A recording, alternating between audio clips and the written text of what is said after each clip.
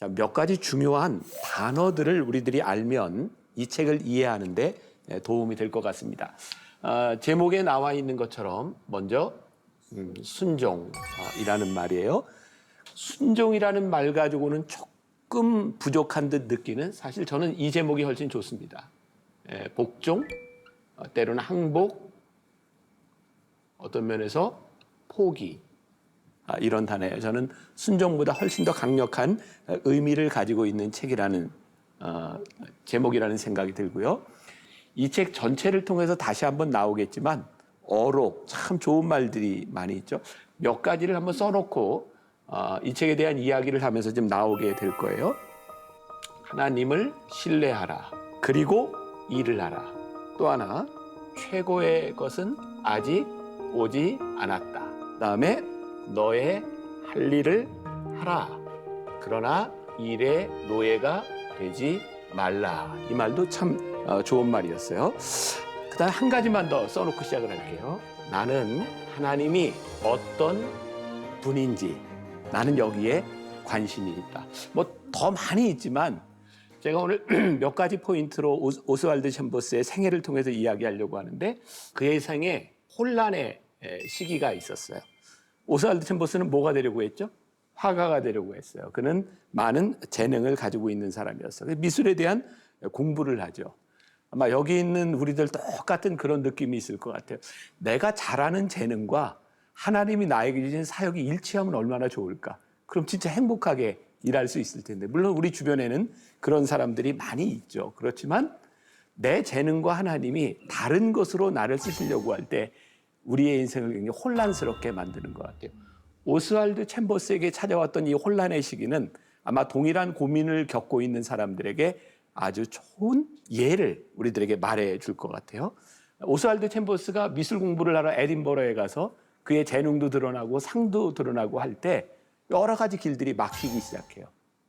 물론 우리들이 이걸 구별할 필요는 있는데, 내 길이 뭔가 막힌다고 해서 하나님이 나를 부르셨는가, 모든 것이 그런 것은 아니에요. 근데 한 가지 분명한 건, 하나님께서 우리의 인생을 막으실 땐 하나님께서 우리들에게 무엇을 말씀하시는가를 우리들이 보아야 된다고 생각해요. 오스왈드 챔버스의 위대함, 아니 많은 우리 신앙인들의 위대함은 그들의 인생의 막힘과 혼란의 시기 가운데서 하나님께 물었다는 거죠. 이 책 15페이지에도 잠깐 이런 이야기가 나오는데, 하나님이 하시는 일은 매우 혼란스럽게 보일 수 있어도 그분은 절대로 의심스러운 분이 아니다. 아니, 이거 너무 중요한 일이라고 생각해요. 혼란스럽다고 하는 것은 우리들에게 혼란스럽다고 하는 일이지 하나님이 혼란스러우신 건 아니에요. 우리가 하나님의 인도하심, 하나님의 뜻을 이해하지 못할 때 우리들에게 자연스럽게 오는 것이 혼란스러움입니다. 그래서 혹시 오늘 이 방송을 듣고 있는 여러분들에게 오스왈드 챔버스처럼 혼란의 시간을 겪고 있다면 하나님의 길을 찾을 수 있는 적기다 생각한다면 우리의 혼란이 의미가 있지 않을까라는 생각이 들어요. 자, 이 시기에 오스왈드 챔버스가 교제하던 여자친구 크리시, 참 이 전기는 좀 그래요. 비디하고 결혼했는데 오랫동안 교제하던 크리시에 대한 이야기가 계속 나와요. 전기니까. 네. 자, 이 크리스에게 보낸 편지에 그의 혼란스러웠던 시기가 나와 있는데, 우리 김필원 아나운서가 한번 좀 읽어줄까요? 85페이지에 보면. 네. 오늘 밤은 위대한 성령이 가까이 계시고 나의 모든 상식적이고 논리적인 생각들은 원래의 크기로 줄어들었어. 지금 나는 목사가 되는 일에 정말 많이 생각하고 있어. 사실 얼마나 자주 나 자신에게 넌지시 그것을 말했던지, 그때마다 그 음성을 얼마나 짓눌러 억제했던지. 그러나 목사가 되어야 한다는 생각이 나를 참으로 착잡하게 하니 이제는 더 이상 숨겨둘 수 없어. 신기하지만 앞으로 목사가 되어야 한다는 깊은 확신이 들 때 이제는 더 이상 이 확신을 무시하거나 짓눌러 억제할 수 없을 것 같아. 그렇게 한다면 이는 마치 하나님의 거룩한 손길을 가지고 장난하는 것은 아닐까 싶어. 이 내면의 확신과 함께 미술과 관련된 모든 일들이 미리 정해진 것처럼 다 꼬이는 것을 볼 때, 즉 금방 열릴 것만 같던 문들이 계속 반복적으로 정확히 닫히는 것을 볼 때, 그리고 많은 친구들의 확신에 찬 의견들을 들어볼 때, 이 모든 것들은 전부 나로 하여금 정말 하나님의 뜻이 무엇인지 간절히 고려해 보도록 만들고 있어. 이제 나는 그분의 손에 모든 가능성의 길을 열어두려고 해.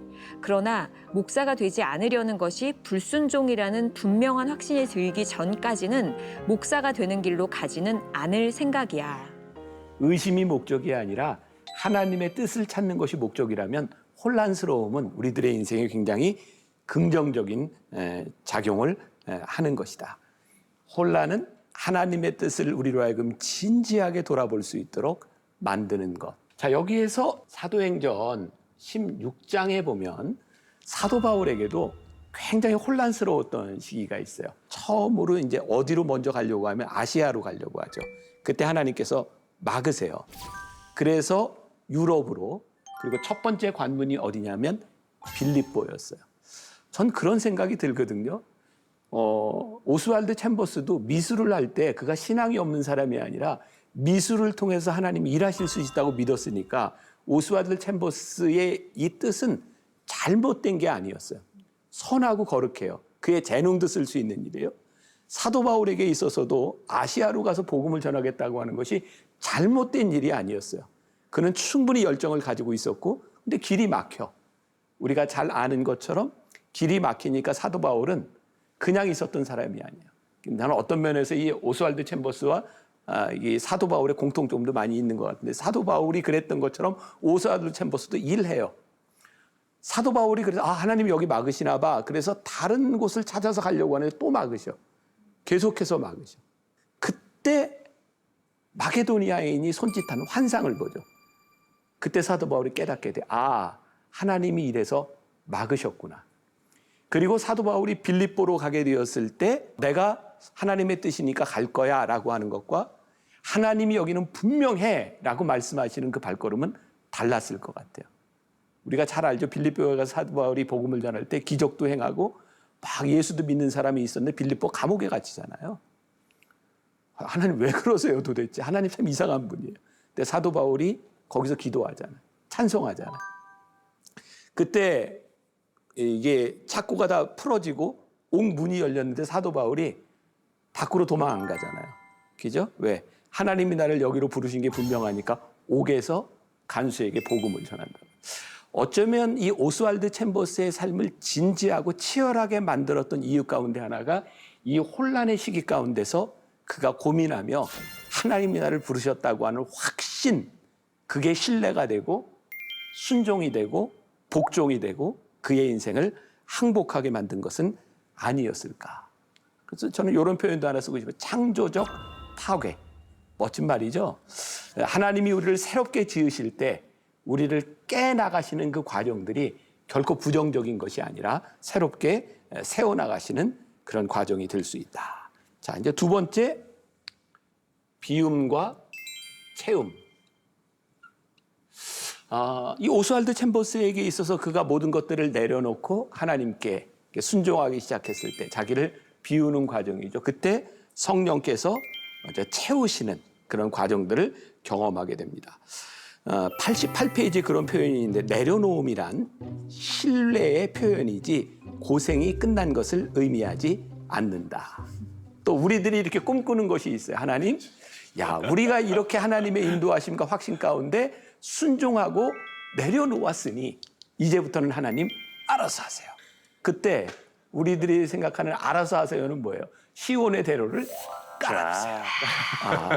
술술 풀리겠구만. 그렇죠. 슬슬 풀리겠구만. 그런데 오스왈드 챔버스의 삶에서도, 그리고 우리들이 경험하는 것도 마찬가지지만 그것이 고생의 끝을 의미하는 것은 아니었던 것 같아요. 하나님은 4년 동안 나를 사용하셔서 영혼들을 회심하게 하셨다. 그러나 정작 나는 주님과의 의식적인 소통이 없었다. 성경은 가장 딱딱하고 재미없는 책이었으며 내 안에 있는 부패와 사악함과 나쁜 동기들은 지독하게 심각했다. 많은 사람들이 챔버스의 설교를 듣고 은혜를 받아요. 역사들이 일어나요. 그런데 챔버스는 자신이 알아요. 내 속에서 내적 갈등이 일어나는 것. 그리고 결국은 그게 뭐였냐면 사람들에게 인정받기 바라는 것. 성령님이 그와 함께하고 계셨지만 사실 그들은 사람의 칭찬을 즐기는 자기의 모습. 저도 그렇고 많은 사람들 하나님의 일을 하면서 사실은 우리는 하나님의 칭찬보다 사람의 칭찬에 많이 굶주려 있어요. 그러니까 하나님의 일을 하는데 사람이 칭찬을 안 하면 힘들어요. 근데 이 부분은 하나님 앞에서 솔직하지 않으면 우리들이 볼 수 없는 부분이고 솔직하지 않으면 우리들이 하나님 앞에서 무뎌지는 부분이기도 합니다. 그래서 저는 이 챔버스에게 있어서 이 비움의 시간들을 통해서 하나님을 신뢰하지만 그에게 찾아왔던 이 고통의 시간들은 물론 경제적인 부분들도 있지만 그가 하나님과의 올바른 관계를 쌓아가는 시간 가운데서 그는 계속해서 영적인 스트러글을 지나야 했던 시간들이죠. 자, 우리 최령 형제가 좀 읽어주면 좋겠는데 굉장히 좋은 글이 있어요. 네. 누가복음 11장 13절을 끈질기게 붙들고 성령의 은사를 요청했다. 나는 천국이나 천사들을 보지 못했고 내 안에 아무 일도 발생하지 않았다. 전처럼 똑같이 내 심령은 메말라 있었고 공허했다. 하나님을 깨닫는 능력도 없었고 성령의 증거도 없었다. 이틀 뒤 나는 그 집회에서 말씀을 전할 것을 부탁받았다. 말씀을 증거하자 40명의 영혼이 제단으로 나왔다. 내가 하나님을 찬양했겠는가? 그렇지 않다. 나는 놀라서 그들을 다른 사역자들에게 맡기고 당장 맥그리거씨에게 달려가서 무슨 일이 발생했는지를 말해주었다. 그는 자네는 자네가 예수님의 말씀에 근거해서 성령의 은사를 구했던 사실을 기억하지 않는가? 주께서 내가 능력을 받고라고 말씀하셨지. 지금 발생한 그 일은 위로부터 내려온 능력 때문이네 라고 말했다. 순간적으로 내 안에서 어떤 일이 발생했다. 나는 스스로 내 마음대로 부릴 수 있는 능력을 원했다는 사실을 깨달았다. 나는 자 봐라, 나의 모든 것을 제단 앞에 드렸더니 내가 이런 능력을 얻었다 라고 말하고 싶었던 것이다. 모든 영광을 하나님께 돌린다. 인간의 마음 가장 깊은 곳이 하나님의 사랑으로 차고 넘칠 정도로 채워졌다. 사랑은 시작이고 중간이며 끝이다. 주께서 우리 안에 들어오시면 그 후 우리가 보는 모든 것은 오직 예수, 언제나 예수이다. 당신이 하나님께서 당신을 위해 하신 일을 알 때 죄의 권능과 횡포가 사라지고 내주하시는 그리스도의 말로 다 표현할 수 없는 찬란한 자유함이 찾아온다. 이거 너무너무 흥미롭죠. 오스왈드 챔버스가 고민했던 게 뭐예요? 기도하고 말씀 전하고 하는 내적으로 이게 막 갈등스러운 거야. 왜냐하면 그는 내가 능력을 행하고 내가 이렇게 한다는 걸 알고 싶었고 그것을 느끼고 싶었던 거지. 그런데 나는 그걸 못 느끼는데 역사가 일어나고 있는 거야. 깨닫게 하신 게 뭐야? 야, 네가 하는 게 아니고 하늘에서부터 하나님이 하시는 일이야. 내가 드러나지 않아도 하나님이 하시는 일이야. 이때부터 전적으로 오스왈드 챔버스는 겸손, 하나님께 항복. 그리고 이런 표현이 참 멋져요. 그에게 성령 체험은 입구였지 목적지가 아니었다. 많은 사람들의 신앙의 타락을 나도 이제 목회자지만 그런 것 같아. 내가 성령을 체험하면 됐어. 내가 이거 하는 거야. 라고 생각하는 순간 우리의 신앙, 우리의 사역의 영역에서 하나님의 입지가 줄어드는 것 같아. 내가 성령을 받아서. 이 부분에서 오스왈드 챔버스가 우리에게 주는 굉장히 좋은 인사이트. 사역은 이런 것이구나 라는 것을 깨닫게 되는 것 같아요. 자, 세 번째로 넘어가 보겠습니다. 이제 내어드림. 이것은 어쩌면 이게 신뢰라고 하는 말. 아마 오스왈드 챔버스가 제일 많이 쓰는 말 중에 하나가 순종과 신뢰. 사실 이 말은 떨어질 수 없는 부분이기도 하고. 자, 오스왈드 챔버스에게서 내어드림은 무엇이고 철저한 신뢰라고 하는 것은 무엇일까? 제가 페이지 130에 있는 부분을 조금 읽어드릴게요. 내가 해야 하는 유일한 것은 가난한 심령으로 주께 나아가 간구하기를 부끄러워하지 않는 것이라니. 자신에 대한 권리를 내려놓고 로마서 12장 1절부터 2절에 따라 행하는 것일세. 성령 세례는 절대로 이것을 하라 저것을 하라 그러면 당신은 주님과 함께 하게 될 것이다 라는 식으로 되지 않고 내가 너를 통하여 일할 수 있는 상태가 되라. 비유라는 식으로 이루어진다네. 즉 손을 들어 항복을 선포하고 다 내려놓는 거야. 그러한 가운데 주님만 온전히 의지하는 것일세. 너를 다 내려놓으면 비로소 그때 하나님께서 너를 통해 일하시게 돼 있는 거야. 힘 빼. 힘 빼. 운동을 배울 때 제일 많이 듣는 게 어떤 운동을 배우든지 힘 빼. 제가 테니스 배울 때도 힘 빼. 스케이트 배울 때도 이게 힘을 줘야 갈 건데 힘 빼. 뭐든지 힘을 빼래요. 근데 참 놀랍더라고요. 힘이 빠지면 폼이 나오고 힘이 빠지면 힘이 생겨요. 우리의 신앙에 하나님께서 끊임없이 우리들에게 말씀하시는 게 힘 빼. 그래야 내가 너를 좀 쓰지 않겠니. 이 부분에서 이 내어드림과 철저한 신뢰. 근데 우리들이 언제 힘을 뺄 수 있어요? 하나님 신뢰하지 않으면 힘 빼지 못해요. 그래서 이렇게 내려놓음과 하나님을 신뢰한다고 하는 것은 이게 같은 이야기일 수도 있겠다. 그리고 여러분들이 굉장히 공감했던 부분 중에 하나가 오스왈드 챔버스하고 이 비디가 결혼하고 난 다음에 미국에 같이 가잖아요. 그리고 거기에서 다시 이제 영국으로 돌아올 때 그들은 아무것도 가진 게 없었어요.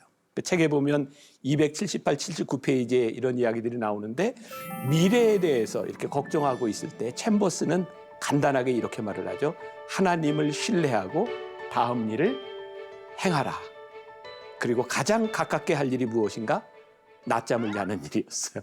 이렇게 비디도 그걸 보면 보통 여자 같으면 막 열불이 났을 텐데 그래 낮잠 자는 게 맞는구나. 이렇게 하나님을 신뢰하는 사람에게는 그런 행동들이 또 이제 이해될 수 있는 일들. 그래서 여러분들이 이 문장 하나 외워놓고 있으면 신앙에 참 도움이 많이 되겠다. 하나님을 신뢰하라. 그리고 다음 일을 해라. 하나님을 신뢰하기 때문에 우리들이 할 수 있는 그 일은 무엇인가? 그리고 이것과 연관져서 367페이지에 가면 진짜 멋진 말이 하나 또 나와요. 염려하기를 거절한다. 이 챔버스의 좌우명처럼 되어 있는 거죠. 염려를 선택하는 것이니까 염려를 선택할 수도 있고 염려를 거절할 수 있다. 오스왈드 챔버스는 염려를 거절한다. 자, 마지막으로 한 가지만 더 이야기를 하죠. 네 번째, 저는 오스왈드 챔버스를 보면서 이런 생각이 좀 떠올랐어요. 오스왈드 챔버스가 참 설교를 잘했던 것 같죠. 사람들이 굉장히 많이 감명을 받기도 하고 또 오스왈드 챔버스는 글을 참 잘 쓴 사람이었던 것 같아요. 그는 뛰어난 표현력도 있었고 이런 짧은 문장을 만드는 그런 능력도 있었던 것 같아요. 그런데 진짜 책을 보면서 깨닫게 되는 것은 오스왈드 챔버스의 삶을 통해서 그들이 느꼈던 많은 부분들이 있었던 것 같아요. 요한복음 21장 22절을 가지고 나를 따르라 라고 하는 제목으로 퍼스에서 그 캠프를 인도하던 때 오스왈드 챔버스가 이런 이야기를 합니다. 우리에게 필요한 것은 우리가 이미 알고 있는 길로 걷기 시작하는 것이라네. 내가 중보기도를 했어. 하나님 이렇게 해주세요. 그런데 그 중보기도가 누구를 통해서 나타나? 어떤 사람의 순종을 통하여 하나님의 역사가 이루어지는 것을 보게 되고 그래서 우리가 순종할 때 하나님의 도구로 나의 기도뿐만 아니라 누구의 기도로도 도구로 쓰임받을 수 있다는. 그래서 오스왈드 챔버스는 치열하게 순종했던 사람인 것 같아요. 치열한 순종. 어디서 많이 듣던 건데. 내가 쓴 책 제목이 치열한 순종이 있는데 그래서 치열하게 순종했구나. 자, 책 한 군데만 더 볼게요. 178페이지부터 179페이지까지 한번 거기에 챔버스가 오페라 하우스 집회를 마치면서 썼던 글이 있는데 우리 보미 자매가 좀 읽어줬으면 좋겠는데요. 우리가 살아있는 동안 우리에게 남게 되는 것은 설교도 아니고 집회도 아니며 행진도 간증도 아니다. 오히려 식탁에서 음식을 나르고 설거지를 하고 텐트를 세우거나 내리고 잡다한 일들을 하는 보이지 않는 멋진 섬김들이 세상에 남을 것이다. 10일 동안의 그들의 삶은 하나님의 축복에 대한 온전한 간증이다. 이러한 간증은 연약한 소자 한 사람에게 더 깊은 인상을 남긴다. 만일 우리 주님이 이곳에 계신다면 주님은 여전히 보이지 않는 섬기는 자로 우리 가운데 계실 것이다. 참 좋았던 게 섬김, 보이지 않는 곳에서의 섬김, 삶의 증거. 그게 오스왈드 챔버스는 그의 삶으로 예수님을 따라가는 삶이 무엇인지를 이렇게 보여주고 싶었다. 저에게 와닿는 것은 책 순간순간 보세요.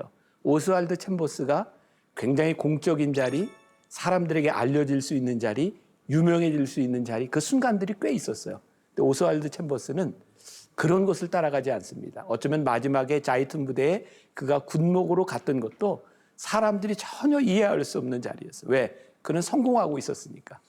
근데 오스왈드 챔버스는 성공의 자리를 찾아간 것이 아니라 그의 삶의 섬김의 자리를 찾아가죠. 그의 물음은 늘 그랬어요.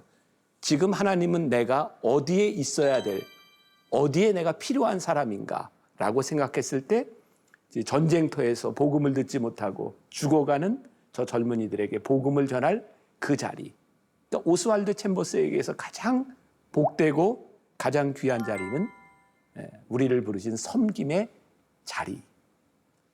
그리고 그 유명한 주님은 나의 최고봉이라고 하는 이 제목은 물론 그의 아내 비디가 만든 것이고, 이 책은요 오스왈드 챔버스의 모든 글들 중에서 그 비디가 하나하나 추려가지고 영어로 500자 이내에 365개의 제목을 붙여서 만든 게 주님은 나의 최고봉이잖아요. 오스왈드 챔버스가 제일 좋아했던 말, 최고의 주님께 나의 최선을 드린다. 그리고 더 좋은 것은 아직 오지 않았다. 주님은 나의 최고봉이라고 하는 이 책의 제목이 평소에 오스왈드 챔버스가 가지고 있었던 그의 신앙의 어떤 정수를 보여주는 것 같아요. 최고는 아직 오지 않았습니다.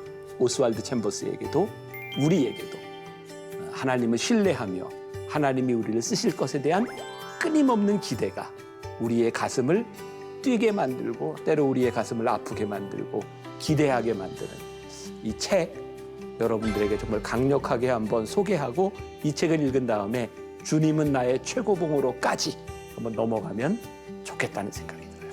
고맙습니다. 감사합니다.